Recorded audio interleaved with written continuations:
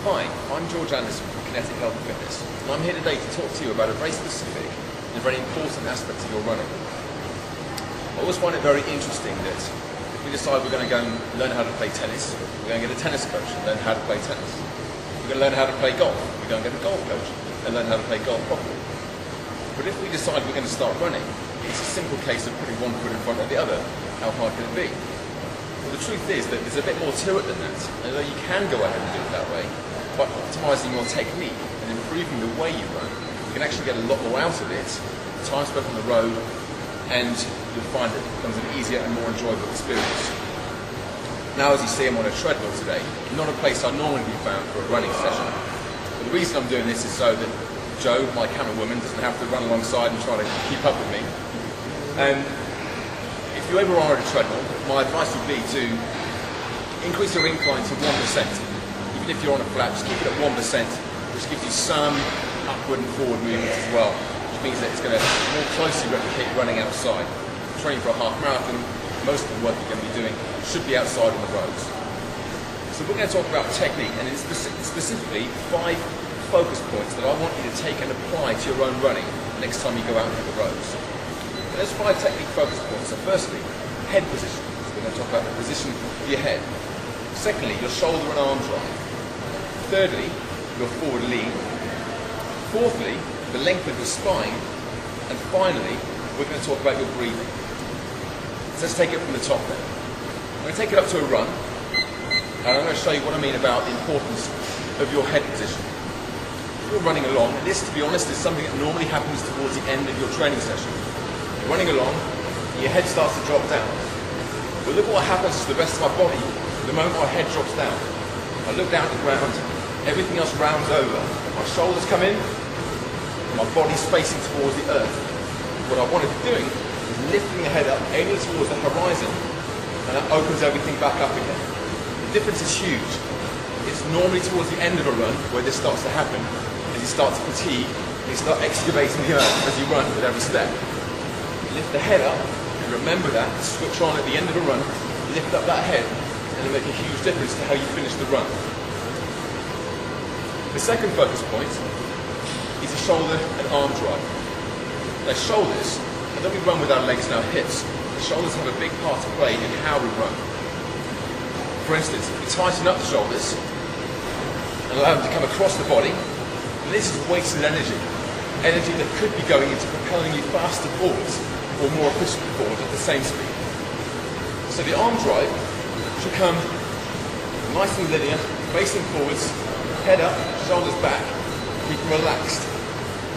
With the fists, try to cup a very loose fist rather than clenching or having a wrist completely loose. Loose wrists, which a lot of runners do still, there's a lot of tension into the shoulders, which we don't want. Tension into the shoulders tends to hunch everything up, again restricts the airways, which backs off how much oxygen we can get into our lungs. So a nice relaxed arm drive, the elbows driving to the rear, and the hands coming maybe 8 to 10 inches forwards of the body. The third focus point is the forward lean. Now of all 5, this is perhaps one of the hardest to really get a handle on. And I asked Jo to come to the side so she can have a look from the side. Now when you're running with a forward lean, get back into the run. Most people tend to run leaning backwards. The foot will be contacting the ground ahead of the centre of gravity. The centre of gravity is around here, somewhere in the centre of your body. The foot contacts the ground just in front. Effectively what we're doing here is we're putting the brakes on every step. You're slowing yourself down. You've got to generate more speed, more strength to come over that foot that's landed on the floor. If we can take that backward lean and convert it into a forward lean, then gravity all of a sudden starts to help pull us forwards. So we're lengthening, we're lifting, we're relaxing the shoulders, and we're leaning into the run. Now you can see it's almost effortless. Running at 9 kph here, it's about a 2:10 half-hour pace. Relaxed, I've got that forward lean, so gravity is pulling me forwards rather than pulling me backwards as it does in the backward loop. Okay, so when you're running, it's a tough one to get a handle on because everybody's used to running either vault upright or at the very least with that backward lean. But I can control this, so you're leaning forwards and gravity's helping pull you in. You don't come back to the side again, please. The fourth focus point I want to work on today is spine length. Now our spine is designed as a column. Lengthening it is going to open our airways and it's going to allow the spine to do its job. You hunch over, again very common, especially at the end of a run. Start to hunch over with the head dropping down, very hard for that spine to rotate, and you end up getting this excavation effect as you're ploughing each foot in toward the ground. Pull from the top of the head with a piece of string and lengthen the spine, combined with that forward lean, and now we have this nice fluid running action. The moment you lift up tall through the top of the head, you automatically switch on the core muscles. So rather than thinking about drawing the belly button in toward the spine, all you have to think now is lifting up tall through the top of the head, and that is going to give you that body position. It's going to turn you into a more technically efficient runner. The fifth focus point for today is breathing, which though not specifically technique related, is something that will make a huge difference to how much oxygen you can get into your body. Now most people when they're running will just breathe randomly, they'll breathe as they see fit, or as they're able to, just gasping at breaths as much as they can. However, there's a better way of doing it. If we can breathe or control our breathing in time with our feet landing on the ground, and what this is going to do is going to ensure we're getting enough oxygen into our lungs, and that the oxygen has enough time in our lungs to get into the bloodstream and then take into the working muscles where it's going to be used. The more oxygen we can get in, the more efficiently we can start to work. So I'll demonstrate what I mean. Back into a run, forward lean, head up, shoulders relaxed, lengthening the spine. The breathing wants to be in, out, out, in, out, out, in, out. In, out, in, out, out. 2 breaths in, 2 breaths out. And what that does, it gives that time, at the top of the breath, the oxygen to get into the blood, at the bottom of the breath, the carbon dioxide in the blood to get out and into the lungs where you can exhale and get rid of it.